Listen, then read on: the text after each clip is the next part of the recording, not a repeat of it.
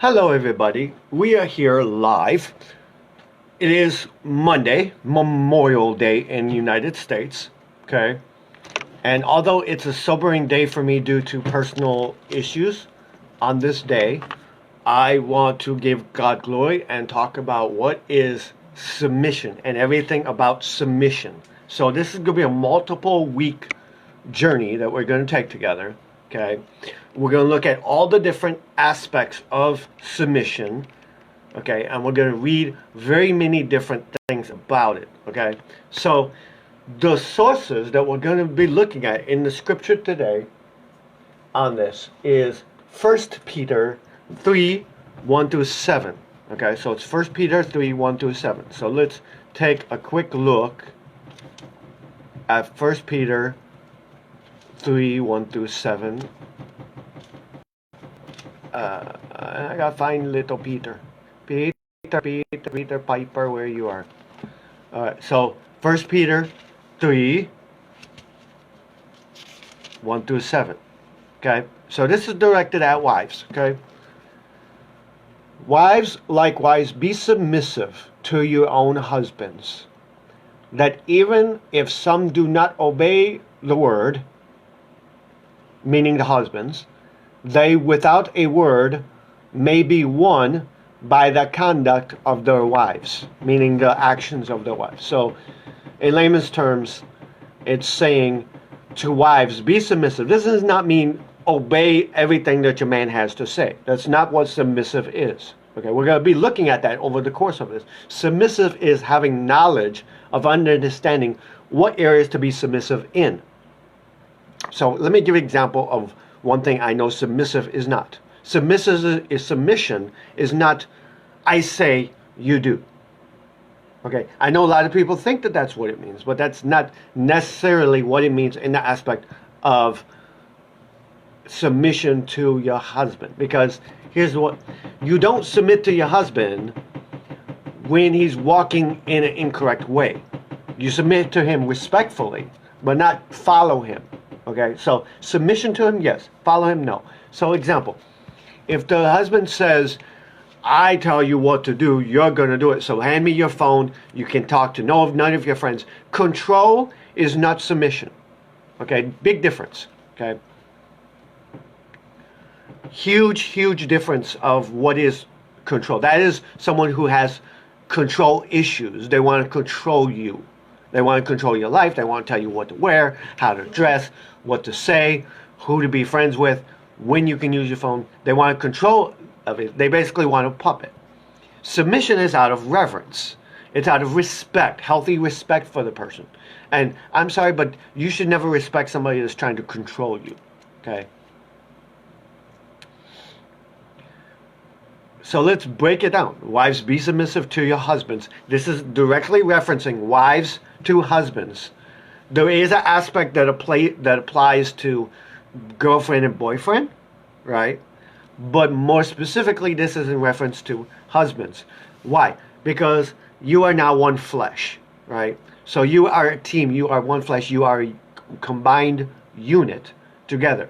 So if you're not being submissive to him, you're trying to over-control him, you're trying to talk over him, speak over him, not be submissive, not be respectful, you are challenging him. You are challenging more than that. You are challenging the authority that God has given him over the relationship.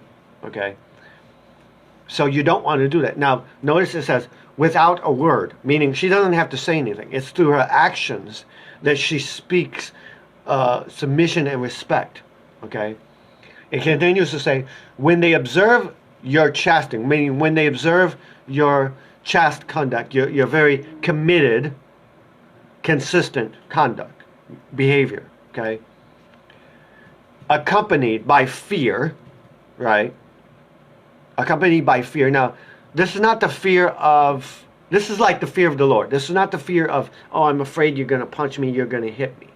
Okay, this is fear, a healthy fear, a fear of, I don't want to lose you. I don't want to harm you. I don't want to do bad against who I'm supposed to love. I don't want to say hurtful words, things like that. That's a respectful, fear. Like, for example, fear of the Lord is not about you being afraid that God's going to strike you with a lightning bolt. It's reverence. The word fear means reverence. So when you say fear of the Lord, it means reverence. I believe that the same applies to wife versus husband. Okay, that wives should have reverence. Reverence is high and deep honor and respect for. Okay, so when you have high and deep honor and respect for somebody, you are having reverence for them.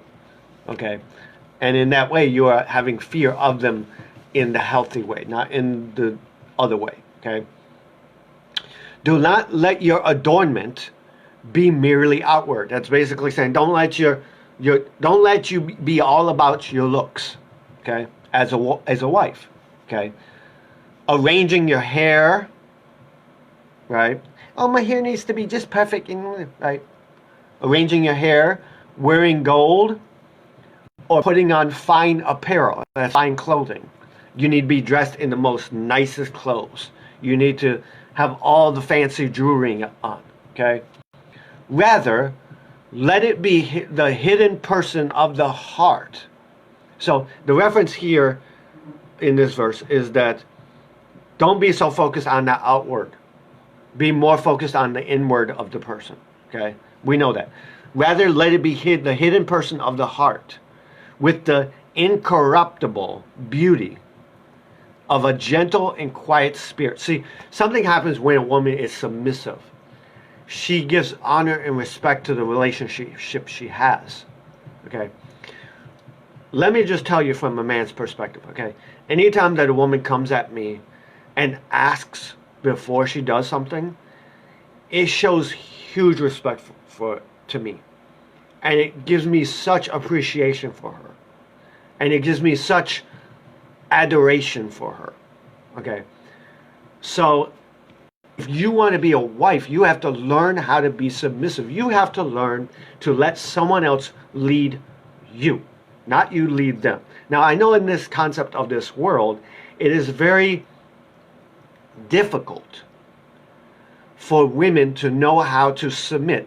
Most women in the world are all about me, and I want to be strong and independent and not know how to submit to your man. See, biblically, you are supposed to understand that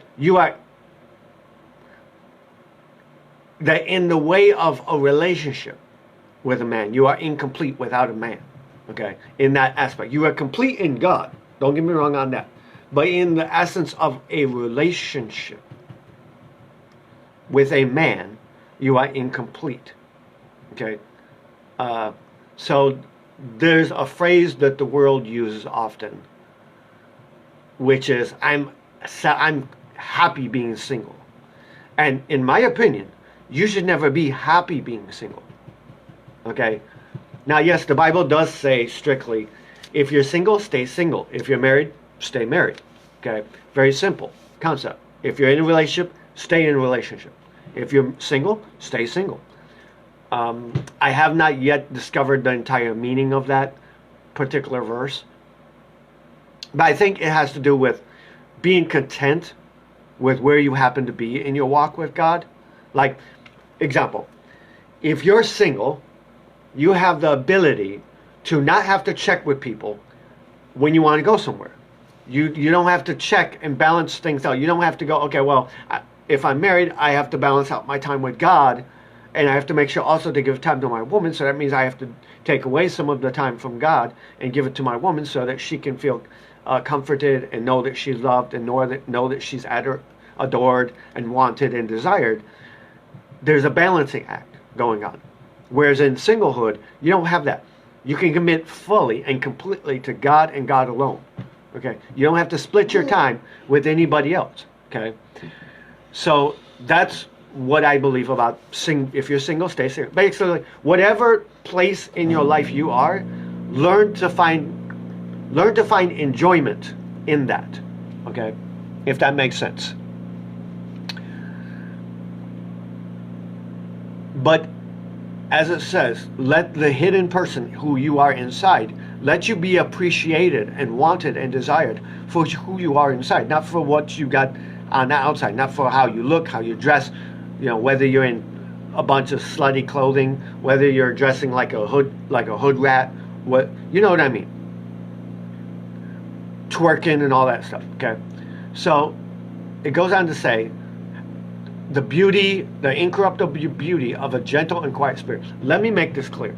There is no match whatsoever in human beings like that of a godly, respectful, quiet, and gentle female spirit of a woman. It's like a breath of fresh air in your life. There's nothing like it, okay? In the sense of a human being. And this is very precious, which is very precious in the sight of God. So it's saying a woman who focuses more on who she is rather than how she looks and how she's dressing is so very precious in the sight of God. Okay? There's a word for guys that want a woman who's ready to be a wife when it comes to the word of a woman. And it's simple. We, godly men, love simple women. That you don't have to spend a lot of money to make them happy. That you don't have to, they don't need all the fanciest clothing, all the fanciest jewelry, they're not high maintenance, in other words. They are very simple maintenance. So this is something that the Bible is clear about. Okay, so verse 5. For in this manner, in former times, the holy woman who trusted in the Lord also adored themselves, being submissive to their own husbands, meaning they had high respect for themselves. They carried themselves in such a way to present themselves as a wife. So let me say it in this way. If you are, dressing improperly, you're not even ready to be a wife. You are prostituting yourself. You are not only that, but you're making another person stumble, making your brother stumble, because now he's looking at your body and how you're dressing and lusting after you. If you're creating lust in someone, you should be ashamed of yourself for that, okay? Because you're not just guilty of committing sin yourself for dressing improperly, but you're also guilty of yourself for leading them to sin. Not to say that they're not responsible for their own sinning, but what I'm saying is you're not helping the aspect. If you're dressing in provocative clothing, you are enticing them to sin. You are enticing them to commit sin. Okay? You're tempting them, in other words. Okay? And these women of old, think about the women, your grandmother, your great-grandmother, if you knew your great-grandmother. Okay, think about that. These women had such reverence, such honor and self-respect and dignity about themselves that we rarely see in this world anymore in women. A lot of the women of today, it's all about the outside, not the inside. And it's all about how you can look, how you can dress. You need to have all your nails done. You need to have all the fanciest nail glitter. You need all the fanciest new wigs and here, like, high maintenance outwardly is what I'm referring to. Okay. As Sarah obeyed Abraham, calling him Lord, right? Whose daughters you are. So whose daughters you are, if you do good and are not afraid with any terror. So it's questioning you. Whose daughter are you if you do good and are not afraid with any terror? So it's saying, not fear of like, I'm afraid of my husband, he's going to hit me. That's not what friends, but the key point is whose daughter. So I'm going to say it this way. Whose daughter do you think you are? If you're dressing in a way that's enticing sin and lust, and and and promoting sexual enticement, sexual immorality, and promoting lewdness with your bodies to any man out there, and then thinking that God's going to bless you with a husband. The next one is to husbands. Husbands, likewise, dwell with them, meaning dwell with them with understanding, meaning try your hardest to be understanding with your spouse, giving honor to your wife. Okay, giving honor to your wife as the weaker vessel. Now, this is a statement that a lot of women are not going to be able to handle. The statement, giving honor to your wife as the weaker vessel. A lot of women can't handle that statement of being called by God the weaker vessel. Okay? And as being heirs together of the grace of life, that your prayers may not be hindered. So it's telling the man, love the Lord, be devoted to the Lord, love your wives. And we go to another verse, jumping back. I forget where it's at, but it says, wives, submit to your husband as is right in the Lord, and or something like that. And husbands, love your wives as Christ loved the church and gave up his life for the church. Part of submission is stripping away the pride of self. The pride of self to say, I'm not going to sit here and allow my pride to lead me towards arrogance, to not know how to submit in every action, deed, and thought to my spouse. Okay? So that is the submission in that verse. That is what the study for today is about. That. So let's look at this more deeply.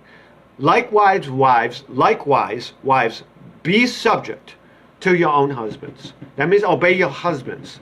Not obey in the sense of blindly obedience. God wants you to use your intellect. He wants you to use your thinking. Okay? So that even if some do not obey the word, that means if some do not know God and are not Christian, if you happen to be with a person who is not a Christian, or who has maybe become the prodigal son to drift away from the Lord, okay, that through your actions they are drawn back to the Lord. They are drawn to the Lord by how you dress, how you present yourself, how you view yourself, okay, and how you treat yourself. When they see you're respectful and pure conduct is actions. Do not let your adorning be external. Adorning meaning don't be focused on your outward appearance so much. The braiding of your hair, the putting on of gold jewelry, or the clothing you wear. But let your adorning be of the hidden person of the heart, with the imperishable beauty of a gentle and quiet spirit, which in God's sight is very precious. For this is how... Sorry, hold on.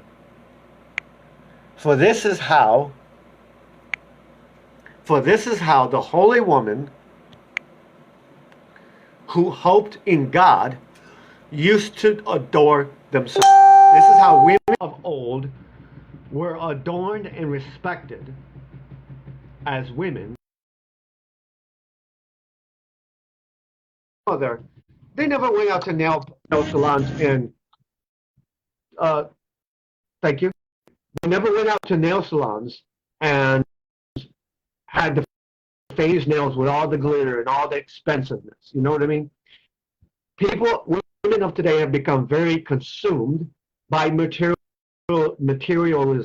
Okay? So, let's continue. Same as Sarah obeyed Abraham, calling him Lord, and you are her children. You are the children of Sarah and Abraham. If you do good and do not fear anything that is frightening, okay, you need to not be afraid. So much in the Bible says, do not be afraid, right?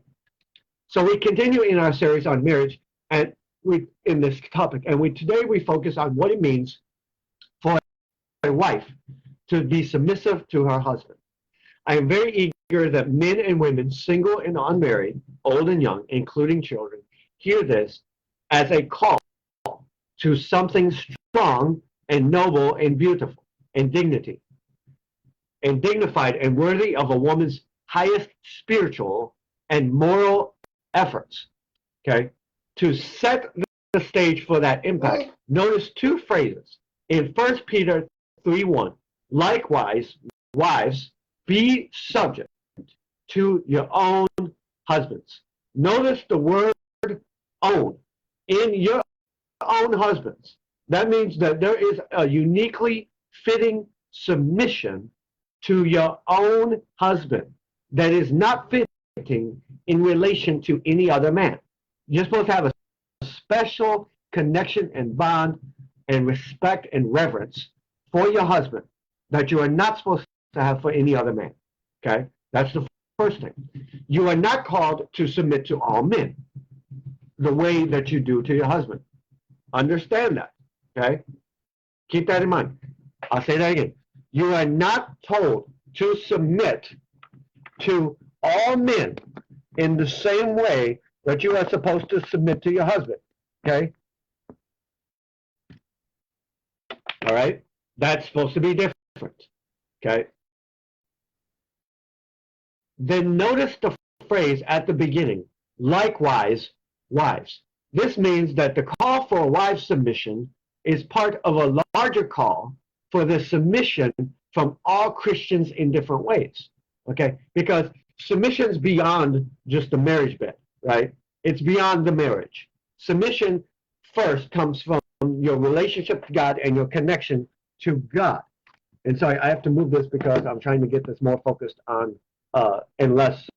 There we go. Okay. So hopefully you can hear me fine. Okay.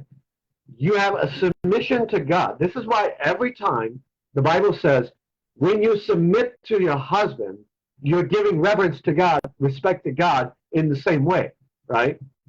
We know this in the Bible, okay? You need to learn to submit to your husband. By doing that, you give honor to God as well, because you're showing respect for the chain of command. Your husband leads, you follow. Now, let me take a moment here and just discuss what happens with women when they're single, okay? When you're single, the women have to take on the role, especially if they're raising kids, of being both the father and the mother, right? In that aspect of being both father and mother, women start taking on the role of a malehood, of the leadership, right? So what women need to learn to do is the moment that they start pursuing a relationship, they need to learn to strip that away and to go, okay, I need to follow. I need to change my course of action. Now, let me just clarify. When you are a single mother, there is nothing wrong with you leading in that aspect. You're single, okay? You don't have a man. You have to take on the role of being the disciplinarian, the father figure, so to speak, in that aspect. But the moment you get into a relationship, you've got to switch it up and change it to learn how to be submissive. So how do you do that as a woman? One, you don't talk over a man. You wait till the man's finished talking, okay? You don't talk over him. You don't interrupt him. That's disrespectful. You don't try to proceed to inform him of how you want you definitely don't tell him, hey, I want to be led this way, right? You can say, I want to be led towards God, but what I mean is you don't say, okay, I want to be led in this fashion, and this fashion. I want you to do this, this, and this, and this, and this in order to lead me, right? You have to learn how to follow. Just the same as you would follow Christ, right? Christ is the leader, you follow Christ. You don't lead Christ, you follow, okay? So in that aspect, you are following after Christ. You are learning how to be a sheep, how to be a follower, okay? You have to strip away that self-pride of going, I need self-importance. I need to be the strong, independent woman when you're in a relationship. When you're single, there's nothing wrong with that. But when you're in a relationship that is God-given, that someone has brought someone into your life for bonding, for pursuing a relationship, you have to learn to strip away any and all pride that will get in the way of your relationship and keeping it in submission to God. Okay? So let me put it in this fashion. Okay? As you learn to submit to your man, you show reverence to God. You also train your mind in learning how to follow the Lord and how to submit to your husband. You show, in essence, you are ready to be a wife. Okay? That's what you're doing. You're saying, God, I'm ready to be a wife. If you're unable to submit and bend your knee to your man, you're not ready to be a wife. Sorry, that's the facts. Okay? Now, let's look at the wider virtue of submission. In 1 Peter 2, 13 through 17, okay, Peter admonishes us all, meaning he instructs us all, to be subject, to be submissive, for the Lord's sake, to be subject to every human institution. This is talking about the authority, right? Whether it be the emperor or the Supreme Court or the governors that are set by him, okay? Now, many people would think, okay, I'm Christian, I'm not supposed to respect authority. But that's reverse of what the Bible says. The Bible actually tells you to be submissive to all authority, because all authority that's given is given by God. Even if that authority doesn't follow God, it's still given by God. In other words, God has an order, right? God has an order. Even in the Garden of Eden, there was an order. Man followed, God led, right? There's an order and a chain of reaction, a chain of command, okay? So God led, God gave authority to man to look after the animals and to take care of the animals and to name the animals, right? He gave authority to man over the woman. He gave duties to the woman over the children. There's a chain of command that occurs. So let me put it this way. Your job as a Christian is supposed to reach people with the message of the gospel, right? Which is love, humbleness, submissiveness, and care, among other things, right? So if you can't submit to your own husband, if you also can't submit to the authorities that are in the world, whether you agree with them or not, how are you showing, by leading by example, how to be submissive to the Lord? You're not able to do that. You're not showing how to be submissive. In this culture, it's all about me, and pride. Okay? We have to learn to strip that away. We have to learn to say, you know what, God? I bow my knees. I say to you, lead me. And I'm not going to move until you lead me first. Okay? So it says in the church, now, so examples of this, right? Even Jesus said this. Give to Caesar what is Caesar's. Give to God what is God's, right? What is owed to the government is respect and understanding laws are in place for a reason. Even God gave laws. By the way, your audio is back on. Okay? So, as I was saying, God gave order in everything. He gave the laws. Look at the Ten Commandments. Those are laws, rules, right? That means there's an authority figure, right? That means that there's an authority. He did it in the Old Testament. Moses. I forget the other guy, the one that spoke for Moses. I forget his name, but Moses and the other guy that was with Moses that spoke for Moses. Aaron. That's it, Aaron. Authority figures over Israel, right? All throughout the Old Testament, chain of command. This is nothing new for God. You have to learn to respect that chain of command.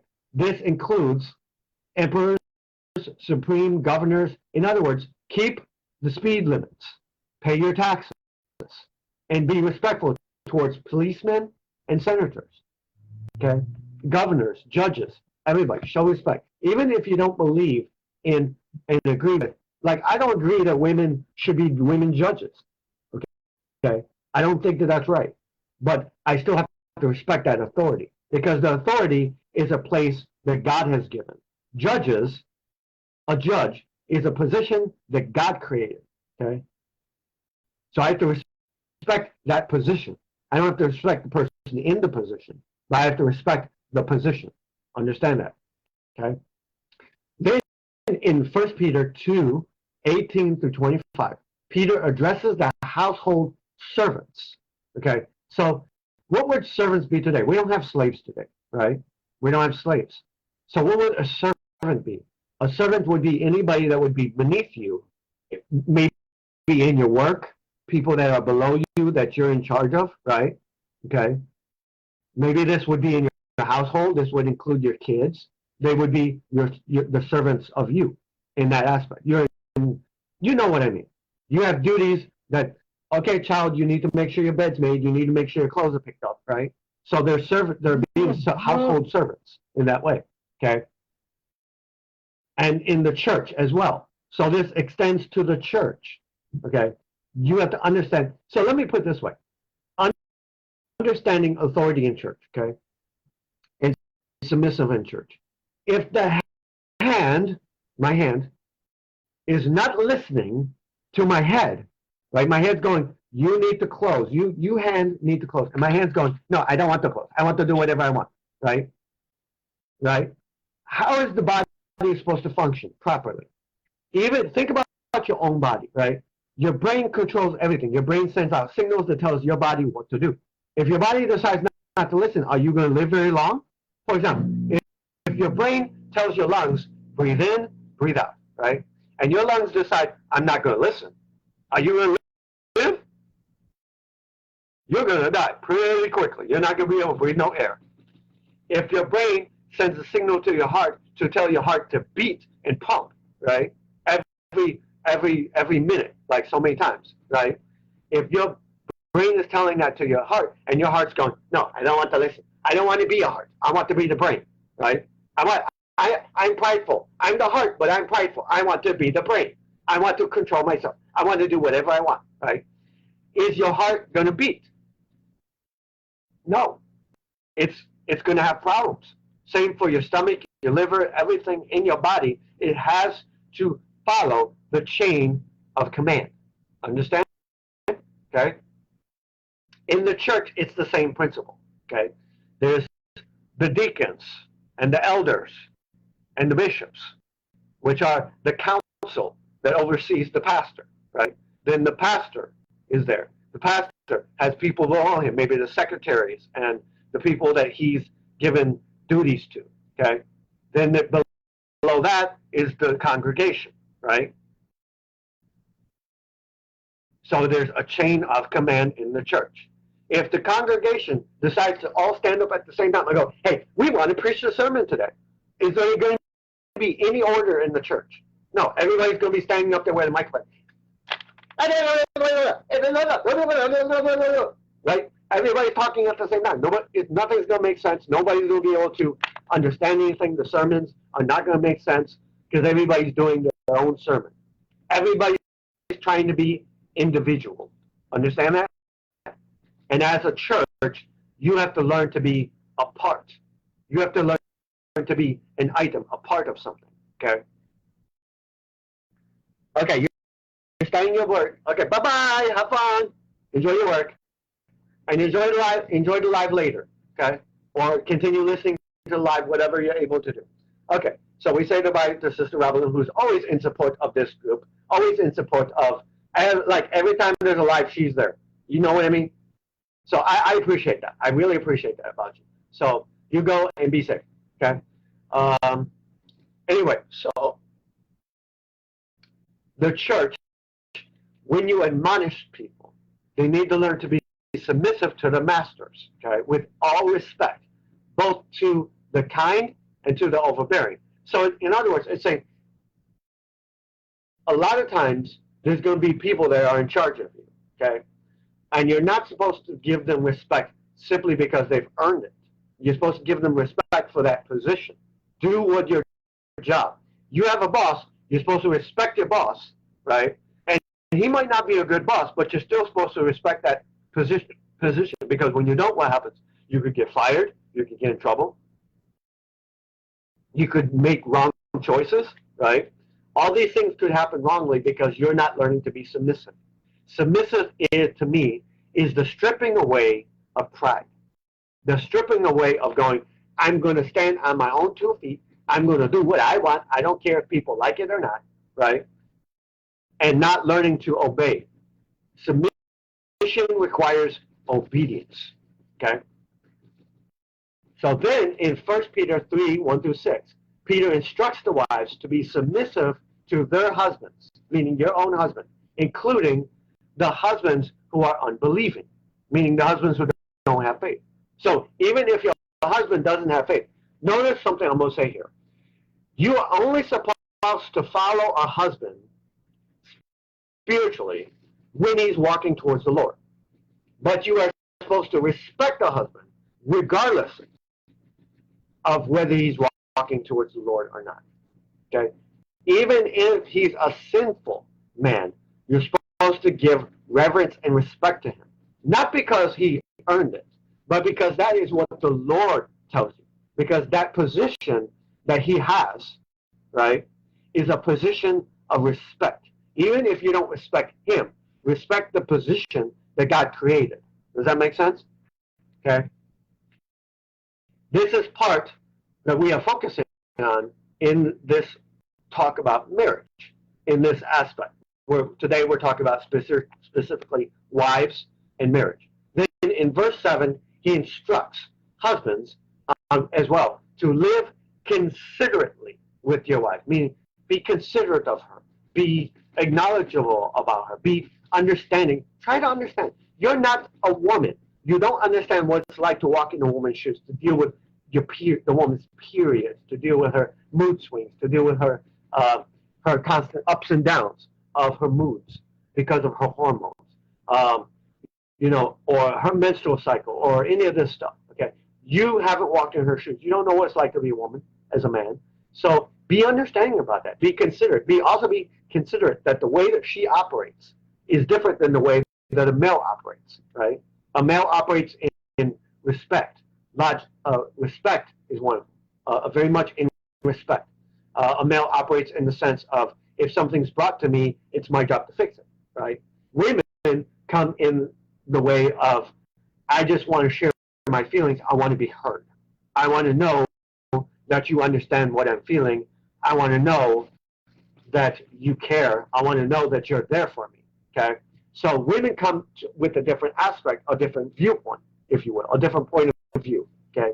Men have the one viewpoint, women have another. So you might hear it have said this way in the world, okay, about relationships. Men are from Mars, women are from Venus, right? You might have heard that saying. What it means is that men have one language that they speak. Women have a different language. I'm not talking about the love language, by the way. I'm talking about a language of your manhood, right? Men see it like, let me give you an example. A woman comes home from work and says, I can't believe this is happening to me. I've had such a bad day at work. What's going on? These people drive me crazy. The guy hears, I have a problem. Hubby, how can you fix it? Right? That's what the guy hears, because he's looking at it from the perspective of, I need to fix this situation. He's the fixer. That's what he does. He's the maintenance fixer, okay, of the relationship. But he's viewing her sharing as, I need to fix this, okay?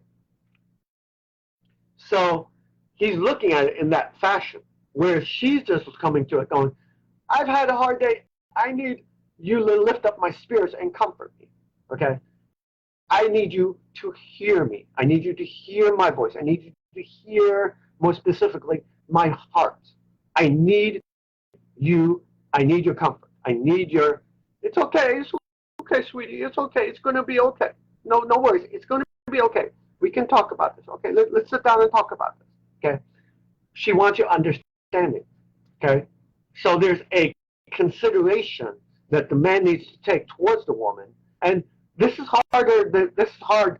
It's easier to say it than it is to do it. A lot of times, men, we don't think half the time, you know? Same for women. There are times the people say things, and they don't think before they say it, okay? This is why you need to be cautious about how you step, how you walk in faith, You need to be very careful about what you say, what you do, what you think. Okay, you need to be self-controlled. Now, taking a principle from Little Miss Robin here that she told me a while back. Think of it like this way: your mind, your heart, your actions all need to be filtered with a filter, with a strainer. It needs to be strained. Of everything that's bad needs to be strained out. Okay, and everything that's good needs to be kept in the strainer. Right? Just like when you cook noodles, you hold a strainer to drain out the water that you don't want, and it keeps the noodles that you don't want. Right? Same thing. You have to dictate what you let in your mind, your heart, through your actions. Okay, and actually, it's easier than that because all you have to do is filter what you let in your mind because everything starts with your thinking. Okay, so let's look at this. Okay, husbands, live considerately, respectfully, and humbly in understanding with their wives as fellow heirs of the grace of life. Finally, in 1 Peter 3:8-12, Peter tells the whole church to have unity and sympathy and love and tenderheartedness and humility towards one another. So, and not to return evil for evil. In other words, submit to each other and serve each other. So let's break that down real quick. Okay, Peter tells the whole church to be unified. Unity does not mean I need to feel you like the color blue, I need to like the color blue. Okay, that's not what it means. It doesn't mean my opinions and feelings and what I like and don't like need to match yours. That's not what it means. It means that the collective desire of the church needs to be the same. What is the desire of the church? To reach the unsaved, to preach the gospel, to show the love of God and the love of Christ in your actions to people. That is the mandate of a Christian. Okay, and that is what needs to be unified. You need to have the same attitude of you can like purple, I can like blue, but we both need to come together to save souls. Does that make sense? Okay, and we all need to have sympathy for one another. You can't go, well, if they're having trouble, you can't go, whatever, not my problem. You need to learn to care. Remember, the Bible says in the end times, people are going to be lovers of self and cold-hearted towards one another. I seen a video on YouTube, I think it was. It was a test. It was like a prop. It wasn't real, is what I mean. But what they did is they took a little 12 or 14-year-old girl, right, and dressed her in clothes that looked like she was homeless. And they put her on the street, right, in a big town, okay? And they watched to see how many people would help her versus how many would walk by her without. And I'm telling you, in the video, maybe 2 or 3 people out of a couple thousand people stopped by to help the child, to check on the child, to say, hey, are you okay? The rest of them just walked right on by, like nobody's business. Cold-heartedness. Cold-heartedness is you showing that you don't love the Lord. If you're unable to care for other people with the love of God, it's not going to matter how much you say you love the Lord.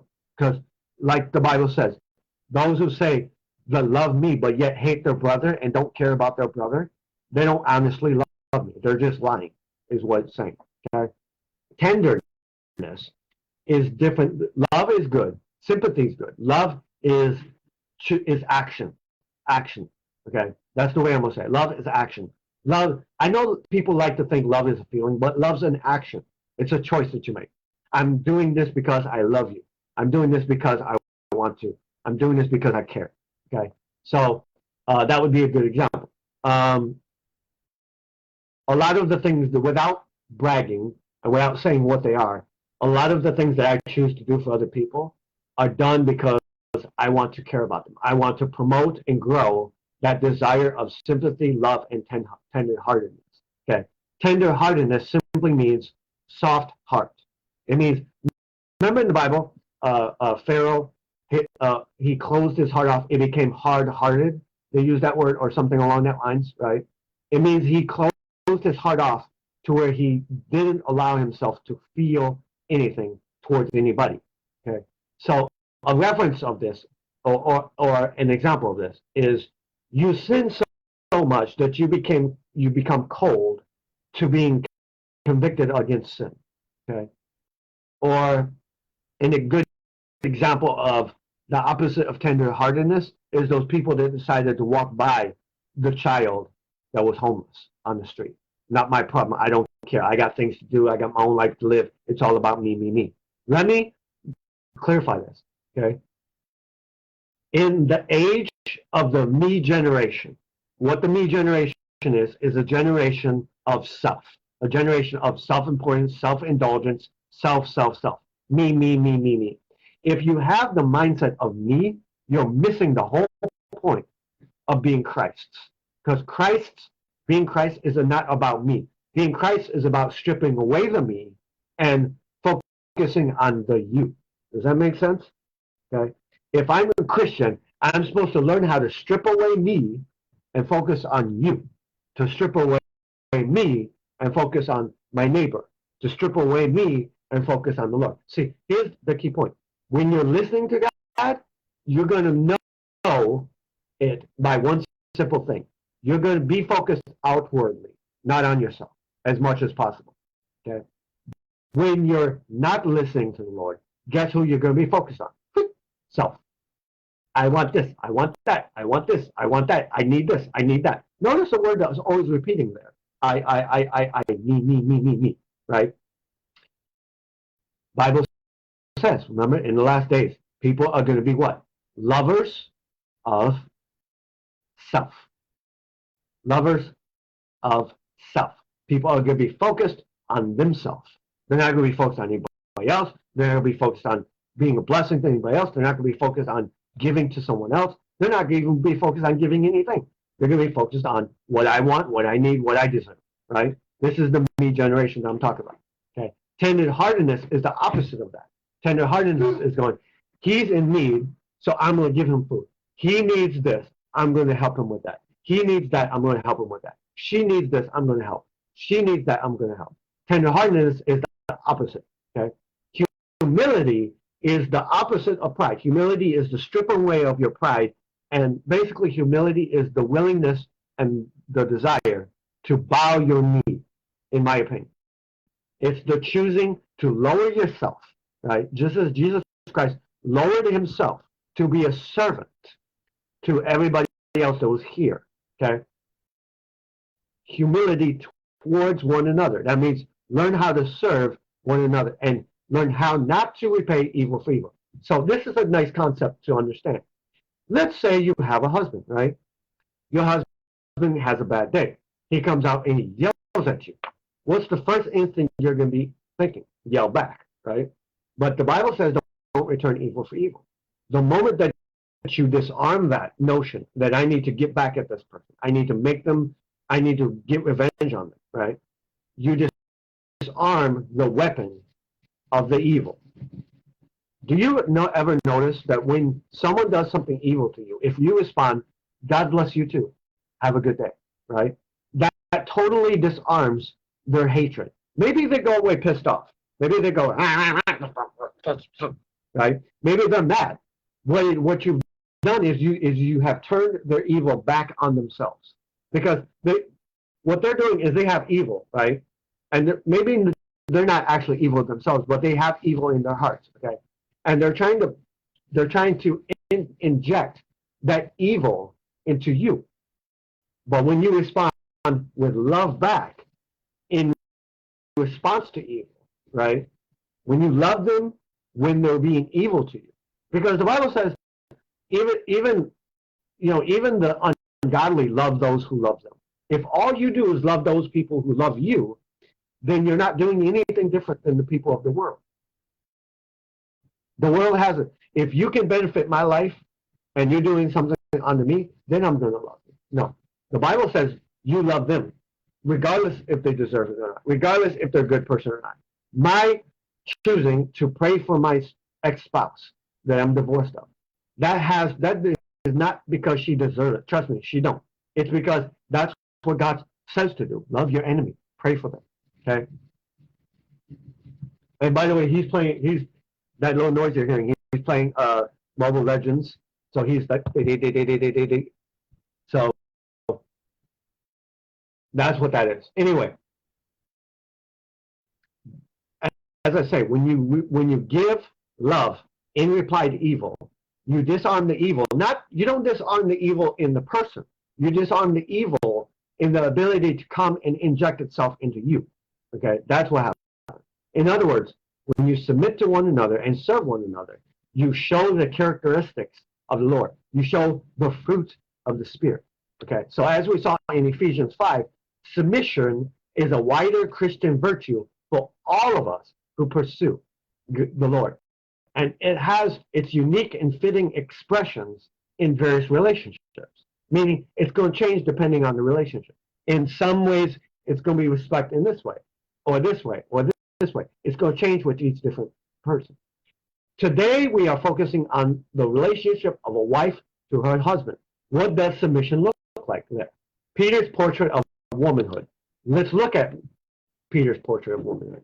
Before I describe what submission isn't and what it is, okay, what it is and what it isn't, let's gaze at for a few minutes, and the powerful portrait of womanhood that Peter paints for us in these words. What we see is deep, strong roots of womanhood underneath the fruit of submission. In other words, she's to be strong and rooted in the Lord and firm in faith, in dignity, and honor, and self-respect in how she dresses, how she carries herself, how she talks, right? But that needs to be under the control of submission, of the fruit of submission. Submission needs to be in charge, in other words. The roots make submission the strong and beautiful thing that it is. When a woman has her roots in God, she's able to learn how to submit to a man, and in doing that, she shows great honor and respect to him. Okay, so start with the verse 5. This is how the holy women who hoped in God used to adorn themselves, by submitting to their own husbands. How did a woman of the old days get respect? By giving honor and respect to her husband, and in doing that, she became known as a holy woman, a woman after God's own heart, in other words. Okay? Womanhood hopes in God. So let's look at the first part. Womanhood hopes in God. The deepest root of Christian womanhood mentioned in this text is hope in God.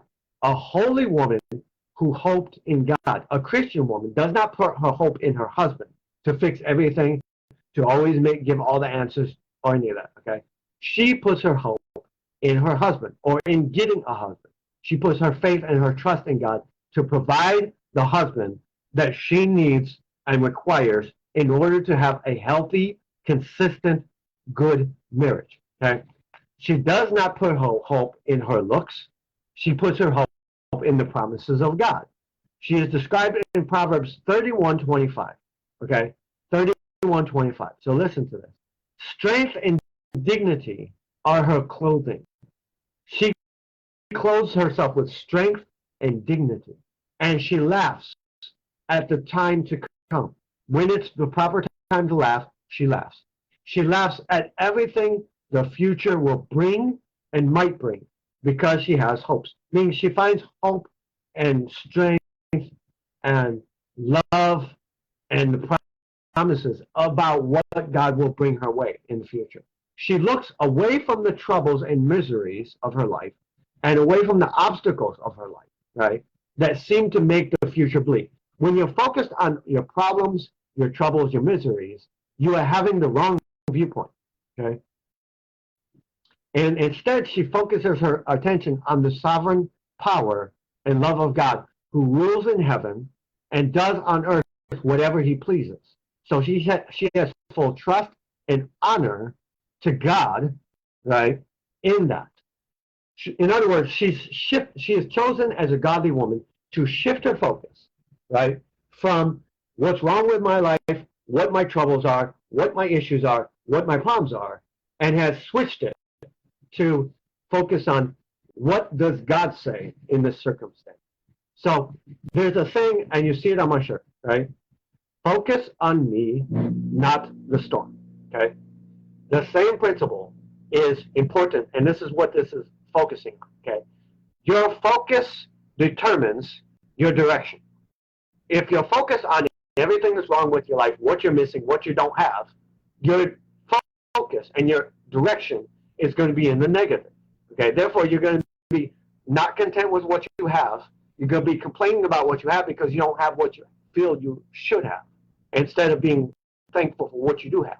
Okay, you have to focus that. You have to shift your focus, right, to focus on what God has gifted you with, what God has brought into your life, what God has blessed you with, what you actually have. So, for example, if the example, I could look at my house and go, okay, my house doesn't have this, my house doesn't have that, this is breaking, that is breaking, this is not working, right, this is not, this is messing up, this is, this is doing this, this is dirty, this is that, whatever, okay?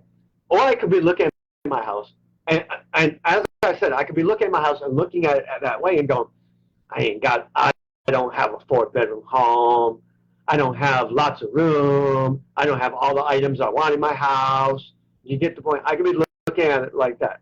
And I've met people who seem to have everything that they need, a house, a car, right, that they need for their home, money coming in, food, they have everything they need, but they still wanted more.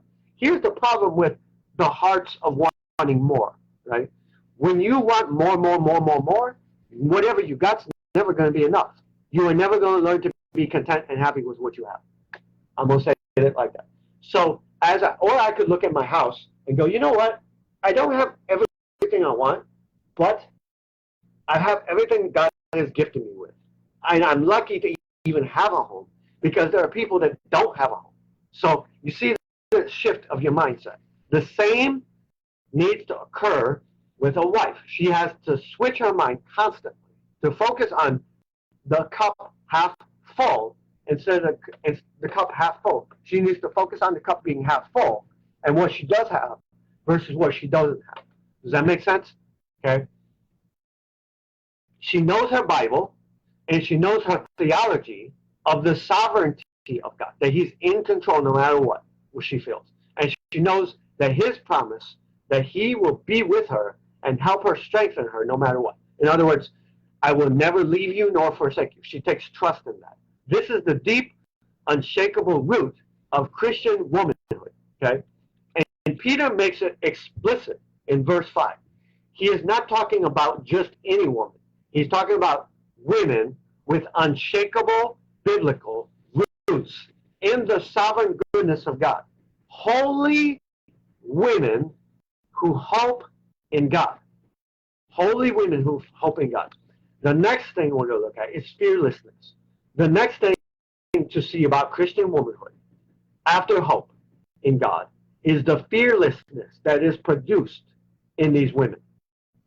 Ever notice that the women in the Bible are fearless, but at the same time as being fearless, they are still submissive? Okay? See, verse 5 said that the holy woman of old hoped in God. And then verse 6 gives Sarah, Abraham's wife, as an example, and then refers to all other Christian women as Sarah's daughters. Okay? Verse 6b, meaning the second half of verse 6. And you are her children. And if you do good and do not fear anything that is frightening. In other words, the storm that comes against you, that you're facing, the problems you face in this world may seem hard and tough to face. But when you're with God, He is your anchor in the storm. He can hold you fast while the storm rages, and He can keep you founded in your faith no matter what situation you're facing. Okay? I love and respect how strong real, true Christian women are. It's so amazing. So this portrait of Christian womanhood is marked first with hope in God, right? And then with what grows out of that hope, namely fearlessness. She is not afraid. She does not fear the future. She laughs at the future. Okay? The presence of hope is the invincible sovereignty of God driving out fear. So let me give you something from a personal perspective. Okay? when coronavirus hit, everybody was freaking out. They were running to the stores, buying everything under the sun. Nobody knew how to function. Okay, and I went shopping, and even though I couldn't get a lot of the items that I needed to get, I managed to go. While I was shopping, I was not panicking. I was not fretting about it because I knew that God would provide what I needed. Okay, that is the peace that surpasses all understanding. That you're able to be calm in the midst of a storm.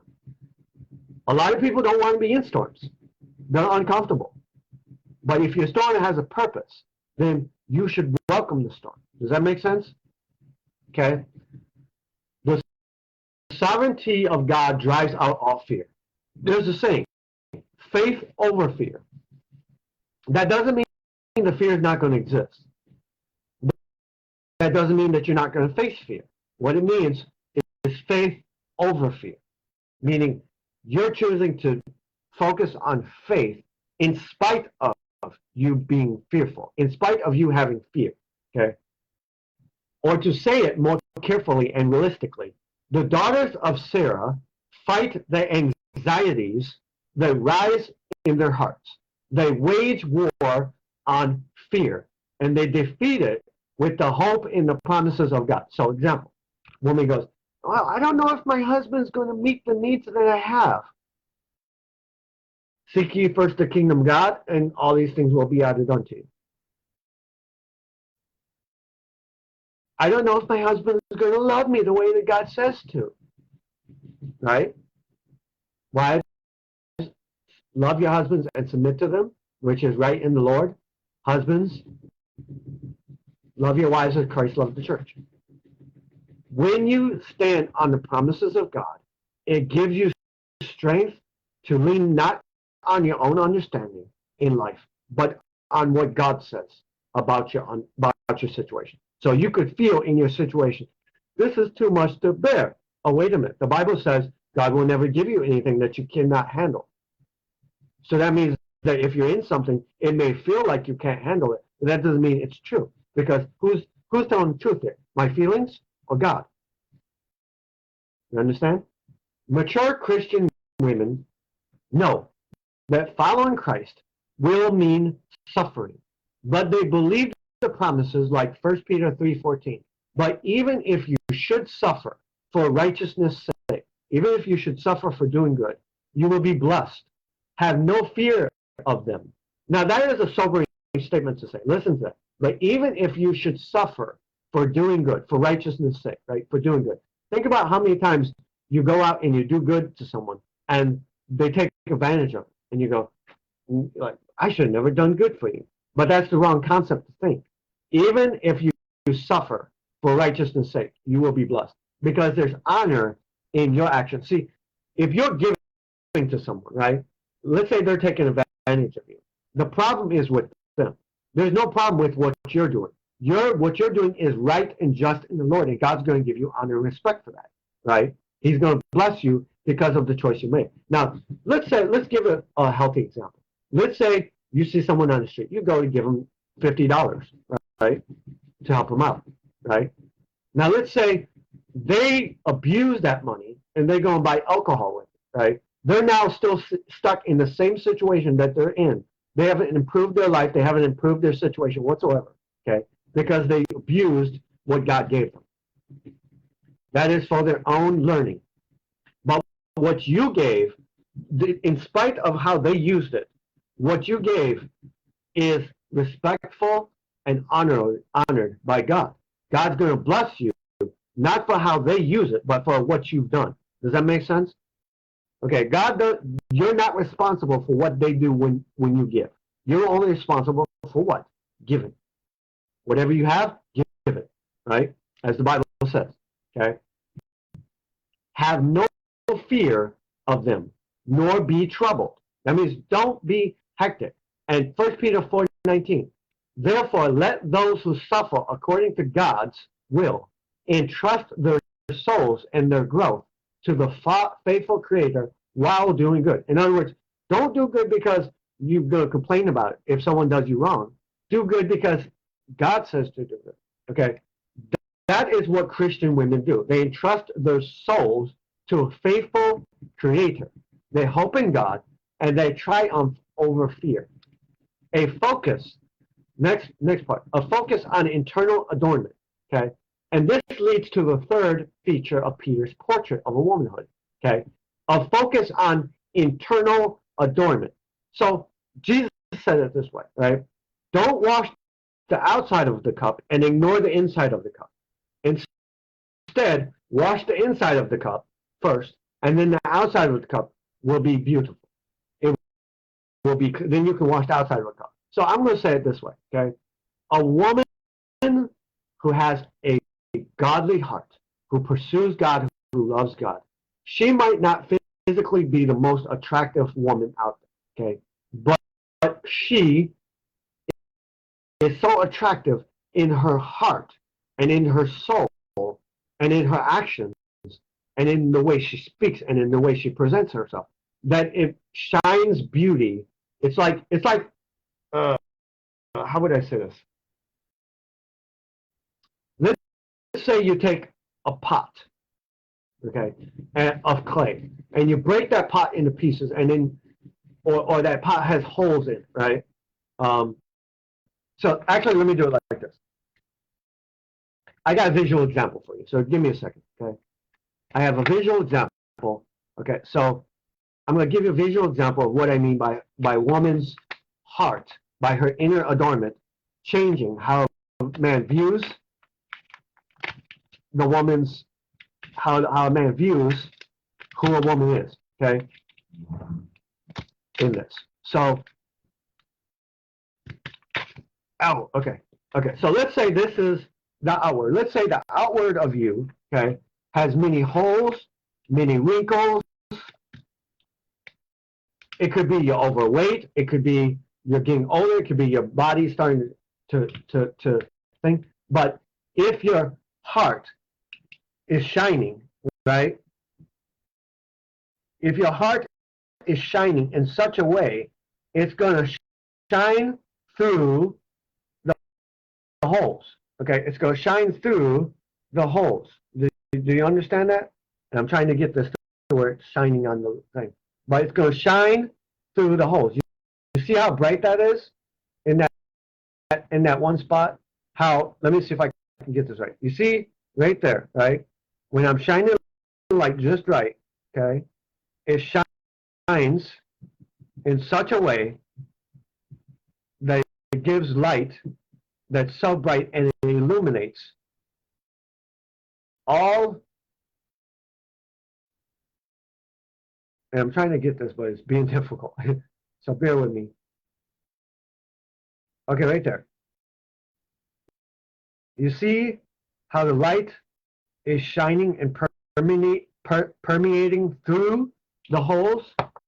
Your body might be falling apart, but if your heart is shining brightly in your soul, if your soul is shining so brightly in the Lord, it's going to overpower the physical, okay?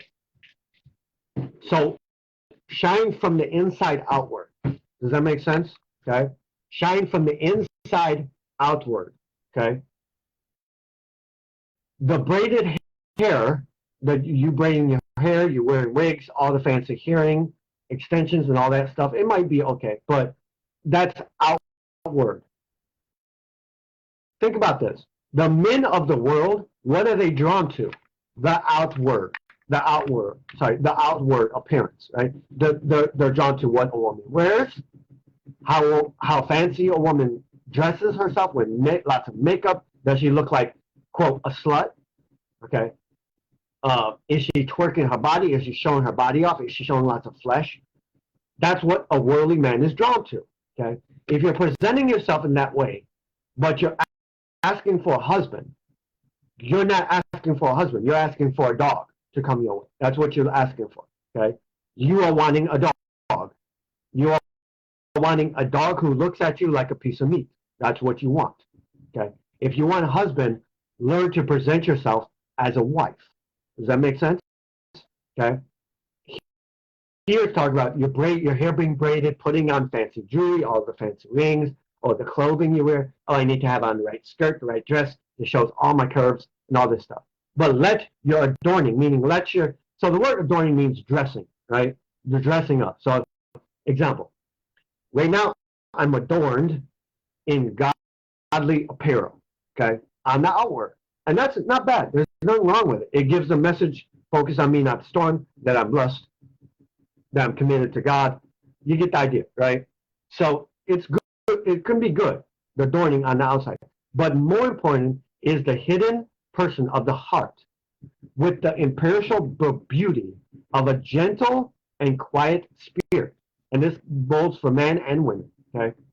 A gentle and quiet spirit is attractive so much that that overpowers the physical. I've said it this way. I've had love for people, and I've grown love for people, not for what they look like on the outside, but for who they are on the inside. Their inside shines so brightly to me, in other words, that it makes them more attractive, more beautiful, even if their physical is not. You get the point?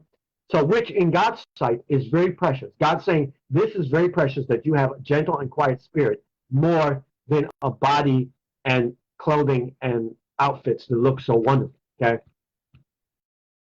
We know that this does not mean that all jewelry and hairstyling is excluded, meaning that it's bad. Then all clothing would be excluded as well, that clothing should be bad. Okay? Because it says, do not let your adorning be external, the clothing you wear. What he means is, don't focus your main attention and effort on how you look on the outside. Focus it on the beauty that is inside of you. Exert more effort on the growing of your soul, the growing of your mind, the growing of your spirit, than on you being dressed and looking the way the world expects you to. Okay? Exert more effort and be more concerned with inner beauty than outer beauty, is what it's saying. I'll say that again. Give more effort and be more concerned with inner beauty than outer beauty. Okay? And he is specific in verse 4. When a woman puts her hope in God and not in her husband and not in her looks, when she overcomes fear by the promises of God, that will have an effect on her heart. It will give her an inner tranquility, an inner peace. That's what Peter means in verse 4 by the imperishable beauty of a gentle and quiet spirit, which in God's sight is very precious. Next part is a unique kind of submission. That leaves one more feature of this portrait of womanhood to see. First, there was hope in God. That leads them to fearlessness in the face of whatever the future may bring. A woman who, you've probably heard the term ride or die. I want a ride or die woman, right? In other words, a ride or die woman is a woman that says, babe, whatever we're going to face it together. I'm not going nowhere. That's a ride or die woman. And that's a woman that is so precious to find, by the way. Okay. Then that leads to an inner tranquility and meekness. Meekness. So let's look at the word meekness just so we understand, because I don't think a lot of people understand what meekness is. Okay. Meekness means the fact of condition, or it's the condition of being meek, or the condition of being submissive. So meekness is lowliness. Meekness is not going, I'm ugly, I'm stupid, I'm not worth anything. That's not meekness. Meekness is going, even though I know my worth, I'm still bowing my knee. That's meekness, okay, in my opinion, as far as I can understand it, okay? And finally, that spirit of meekness expresses itself in a unique kind of submission to her husband. Verse 1. Likewise, wives, be submissive to your own husbands. Verse 5. This is how the holy women who hoped in God used to adorn themselves. This is how the people in the past, think about it, your grandmother, they had respect and honor that is not around today in most times, by submitting to their own husbands. That is a brief look at the portrait of the kind of woman Peter has in mind when he calls a woman to be submissive to her husband. Unshakable hope in God, courage and restlessness in the face of any future that comes, quiet tranquility or quiet peace of the soul, humble submission to her husband's leadership. It is very, very difficult for a woman, not impossible, but very difficult for a woman of herself to strip away that pride of herself leading. Okay? It's hard to do, but with God's help, you can learn to strip away that attitude of I need to lead and learn how to let the man lead.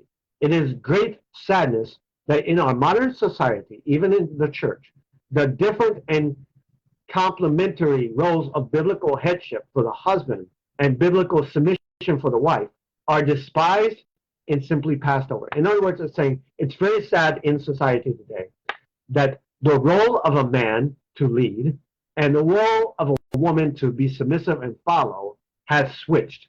Think about it. There are so many female pastors who have stepped into the pulpit, who have stepped into the position designed for a man, designed for a leader, designed for people of men, not for women. Okay? Women are not supposed to lead. They are not meant to lead. They are meant to follow. I don't care who says what. Okay? The Bible stands against it. Some people just write them off as sub-Christian cultural leftovers from the first century. In other words, they go, well, that was the old ways. We don't need to listen to that anymore. We're in the new age. Women can be pastors. Women can be this. What they're doing is they're throwing away the principles of God for the sake of their own emotional happiness. Okay? And that is ugly, to be honest with you. Others distort or misuse. They twist the meaning of. Okay? I actually sat down in my office one time with a husband who believed that submission meant that his wife should not go from one room to the other room in the house without asking his permission. That kind of pathological distortion makes it easier for people to dispense their texts like these in the Bible. In other words, when you get a wrong view of what submission is, you're then leaning more towards being a control freak and being in control in that way, rather than learning what true submission is. Okay, and that's how you get twisted, distorted, twisted. Okay, but the truth of headship, meaning leadership and submission, is really here and really beautiful. When you see it lived out with the mark of a Christian majesty on a person's life, right? The mutuality of servanthood. Think about this. When you see those couples, right, that they're always submitting to each other, they're always loving each other, they're always understanding each other. And I know everyone here has seen that in some fashion of a true Christian marriage. You see people that they just act completely different from the way that a marriage of the world acts. Okay? And it's honestly very sad to see that many women of the world today who claim to be Christian have become controlled, possessed, and consumed by being materialistic. Okay? You should never get with a person for what they can do for you. You should never get with a person or a married person for what items or what material things they can bring to the table. You should get with them because God led you to get with them. I don't care if my woman has zero money or $1 million. I'm going to love her regardless. I'm going to want her regardless. All I need is her love. That's how I'm going to feel rich. Okay? Do you understand that? Okay? When you see it lived out, it's something beautiful. Okay? There's a sense of submission, a sense of respect, a sense of dignity for one another, and it's something wonderful and deeply satisfying to watch. So let's ponder this from the text first. What submission is not, okay? And then what it is. What submission is not. Here are 6 things that submission is not, based on 1 Peter 3:1-6. So get ready. We're going to hit the nail on the head, okay? Submission does not mean agreeing with everything your husband says. That is not submission. You can see that in verse 1. She is a Christian. He is not. He has one set of ideas about ultimate reality. She has another. Peter calls her to be submissive while assuming she will not submit to his views of the most important thing in the world. In other words, if you have a Christian husband, you're to submit to him. If you have a non-Christian husband, you're supposed to submit to him. That does not mean that if you have a non-Christian husband, he's going to value money. You don't have to value money. You can go, money is not of value to me. Okay? You're not supposed to have the same viewpoint as a non-Christian. Not supposed to have, whether you're married to him or not. Okay? Peter calls her to be submissive while having that viewpoint. So submission can't mean submitting to agree with all that your husband thinks. That is not what submission is. Submission does not mean leaving your brain or your will at the wedding altar. It is not being a puppet. It is not the inability or the unwillingness to think for yourself. Here is a woman who heard the gospel of Jesus Christ. She thought about it. She assessed the truth, or she examined the truth claims of Jesus. She apprehended her heart. She controlled her heart. She controlled in her heart the beauty and worth and understanding of Christ and his work. And she chose him. Her husband heard it also. Otherwise, Peter probably wouldn't say he disobeyed the word. He has heard the word, and he has thought about it, and he has not chosen Christ.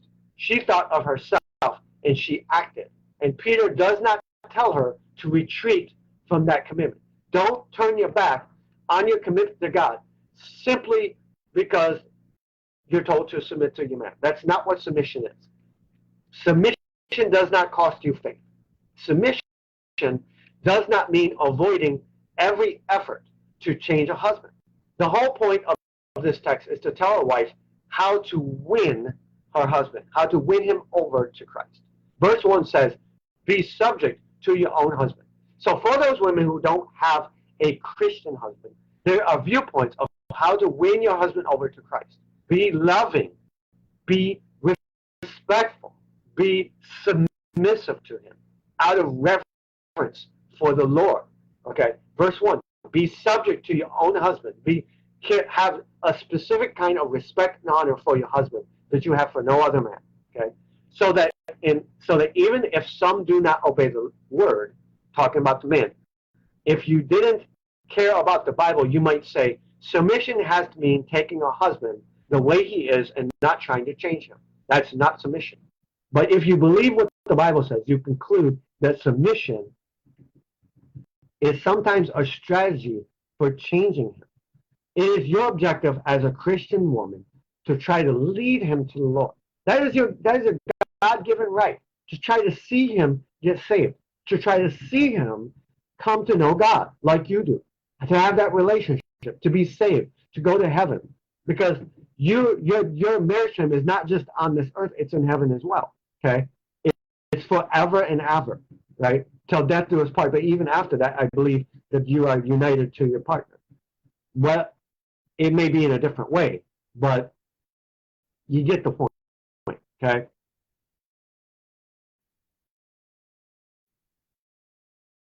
And it's saying that through your actions, you're going to be able to win over your husband to Christ.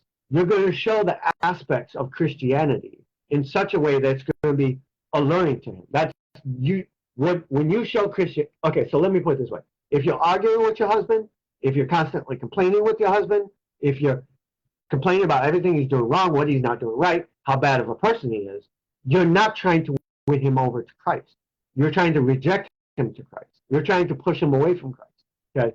You need to live in such a way that draws him to Christ through your actions, through your words, through how you view him.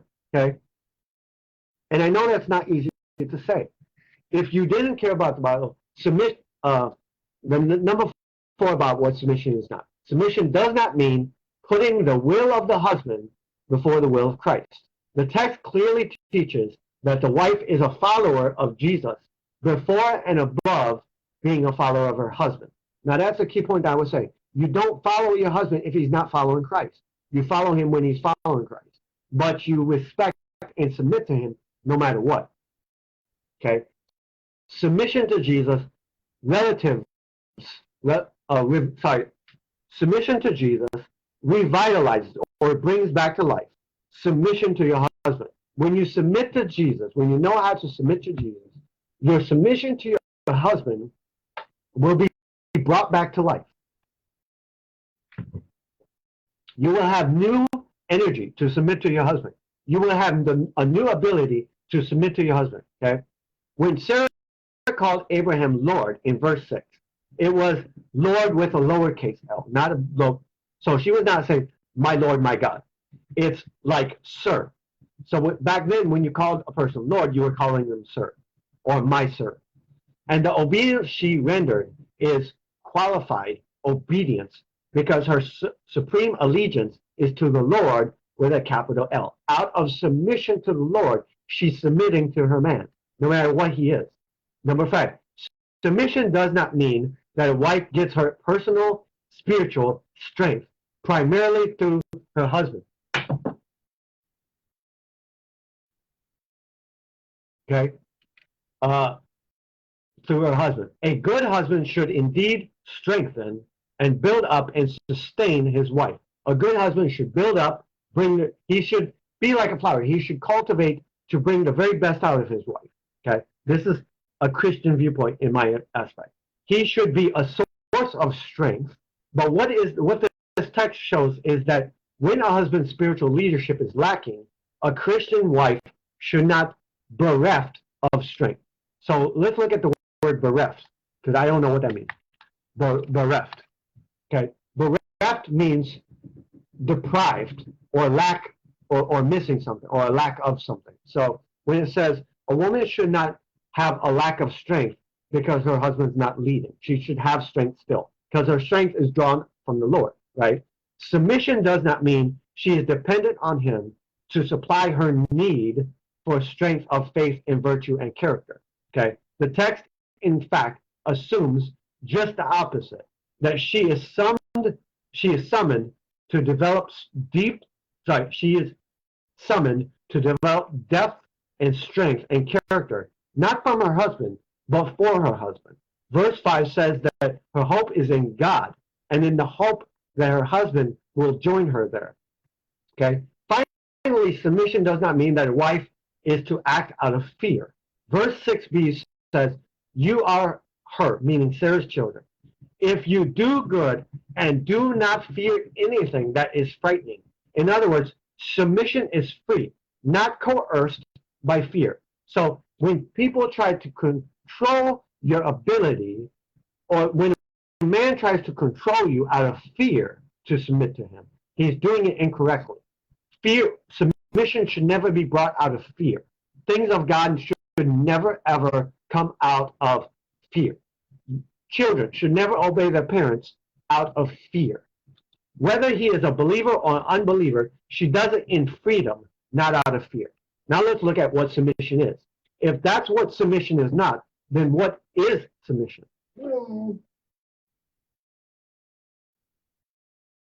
In Ephesians 5, what is true here as well? Submission is the divine calling for a wife to honor and affirm her husband's leadership and to help carry it through according to her gifts, meaning according to the gifts that she's been given. It is the disposition to follow a husband's authority. It is the order of God to follow a husband's authority and an inclination or idea to yield to his leadership. Women need to learn to yield. It is an attitude that says, I delight for you to take the initiative in our family.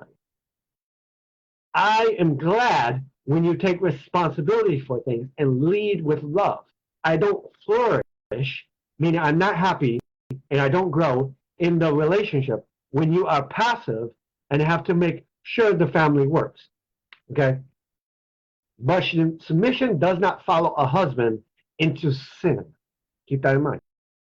What then does submission say in such a situation? It says, it grieves me when you venture into sinful acts and want to take me with you. That hurts me. You know I can't do that. I have no desire to resist you. On the contrary, I flourish most when I can respond joyfully to your lead. But I can't follow you into sin. As much as I love to honor your leadership in our marriage, Christ is my king. Okay? The Piper household. The reason I say that submission is an order and an idea to follow a husband's lead is because there will be times in a Christian marriage when the most submissive wife, with good reason, will hesitate at a husband's decision, meaning she will second guess his decision. It may look unwise to her. She might not understand why he's trying to go this route. Why is he trying to go here? I don't understand where he's going with it. You're not told to understand. You're told to submit. Okay? It may look to her unwise. Suppose it like this. Me and my wife, I am about to decide something for the family that looks foolish to her, like spending some money that she wants to spend differently. At that moment, my wife could express her submission like this. Hubby, I know that you've thought a lot about this, and I love it when you take the initiative to plan for us and take the responsibility like this. But I really don't have peace about this decision, and I think we need to talk about it some more. Could we? Maybe tonight sometime?